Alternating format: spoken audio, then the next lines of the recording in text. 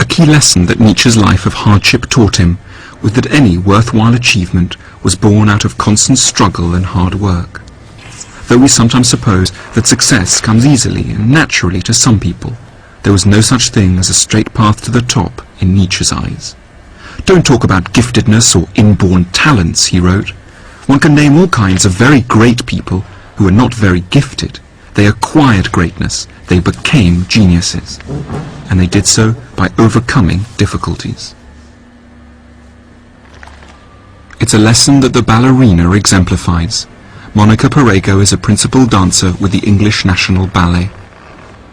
It takes a lot of work, also dedication. It's a job that you do for love, really, and basically it's just a lot of practicing the same step over and over again till you get it right and make it seem effortless.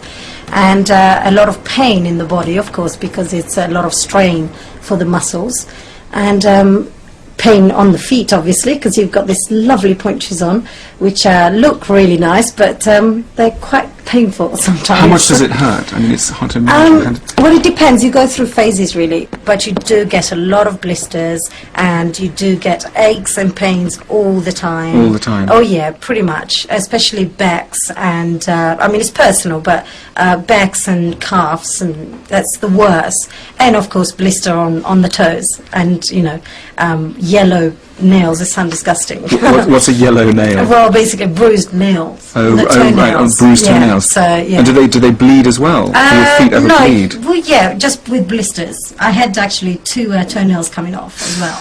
Goodness me. And for example, just we were at the Royal Albert Hall in June, and I've been off sick for a while, and I had to come back and go straight into Swan Lake rehearsal.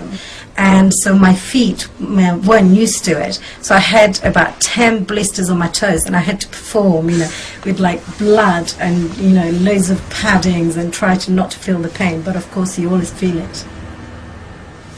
Nietzsche said that without pain, without going through pain, there could never be any gain, and that anything that's worthwhile doing in life is going to take you through some awful things. Do you think that's right? It's right in our career for sure. Definitely, because it is so straining.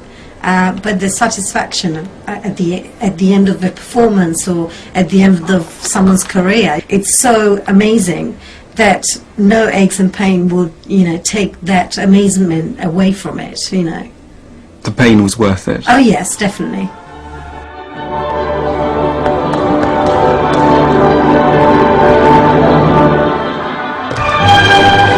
At the heart of Nietzsche's philosophy is a simple idea. Difficulty is normal. We shouldn't panic or give up when we experience it. We feel pain because of the gap between who we are at the moment and the person we could ideally be. It's because we can't master the ingredients of happiness straight away that we suffer as much as we do. But Nietzsche didn't think it was enough just to suffer.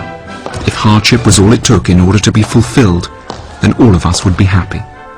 The challenge is to learn to respond well to suffering, perhaps to use it to create something beautiful.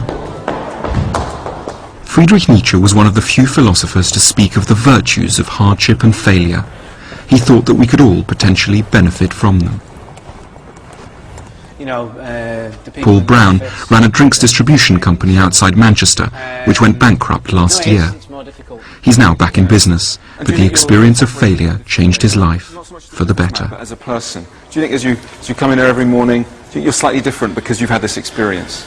Yeah, I'm in earlier for a start. Yeah. But no, I don't let the little problems, I don't let them get on top of me. Yeah. You know, it's a little problem. You know, it'll go away.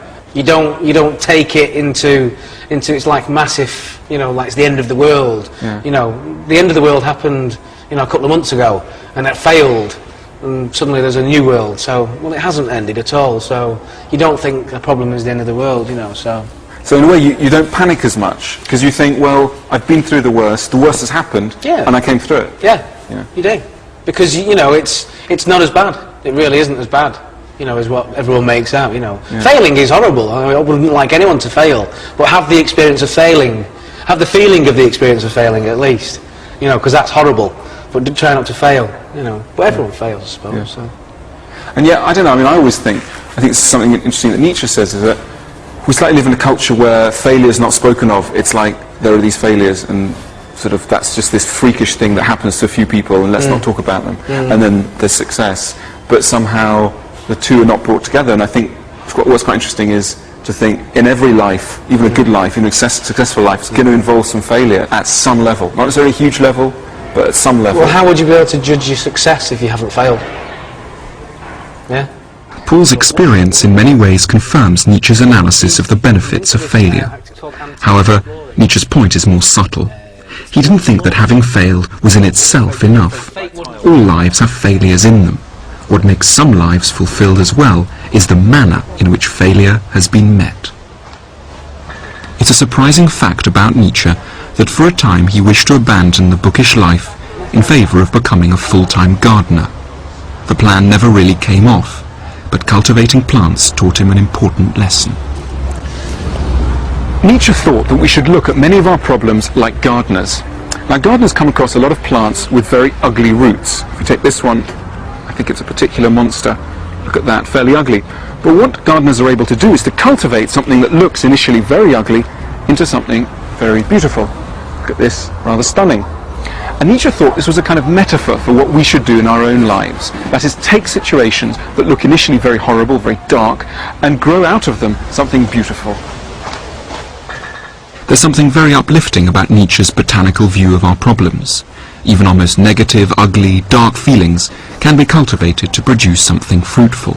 But it's entirely up to us to make this happen. Envy, for example, might just lead to bitterness, but could, if properly trained, spur us on to compete with a rival and produce something wonderful. Anxiety might make us panic, or it might blossom into an accurate analysis of what's wrong, and so to peace of mind. And that's why Nietzsche wished misfortune on his friends, because he believed that hardship was a necessary evil out of which, if these friends were skilled, they might be able to harvest beautiful things. Would you ever wish failure on your friends? No.